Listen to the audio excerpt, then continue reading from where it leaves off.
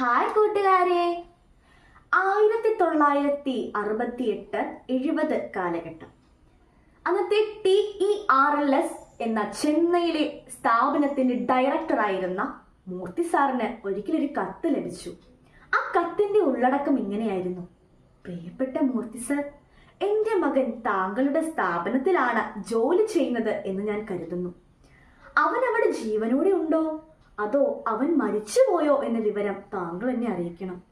കാരണം മുമ്പ് ഞാൻ ഒരുപാട് കത്തുകൾ അയച്ചിരുന്നു, പക്ഷെ അതിനൊന്നും അവൻ മറുപടി തന്നില്ല.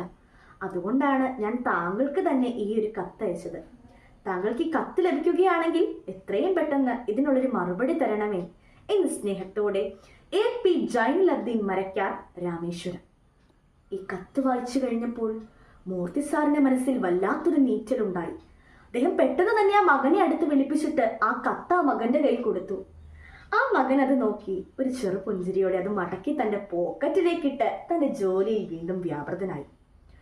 മൂർത്തി സാർ ആ മകനോട് വേഗം നാട്ടിലേക്ക് പോകുവാൻ പറഞ്ഞെങ്കിലും തന്റെ ജോലി പൂർത്തിയാക്കിയിട്ടായിരുന്നു ആ മകൻ നാട്ടിലേക്ക് പോയത്. കൂട്ടുകാരെ, ഈ മകൻ ആരാണെന്ന് നിങ്ങൾക്കറിയണ്ടേ?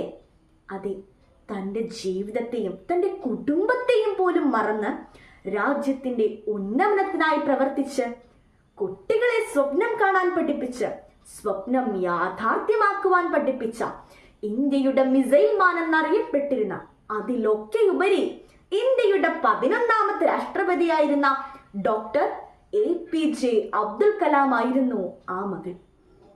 യുവതലമുറയെയും കുട്ടികളെയും വിദ്യാഭ്യാസത്തിലൂടെ സ്വപ്നങ്ങൾ നെയ്തെടുക്കുവാൻ പ്രചോദനവും പ്രോത്സാഹനവും നൽകിയ ഒരു മികച്ച ഭരണാധികാരി.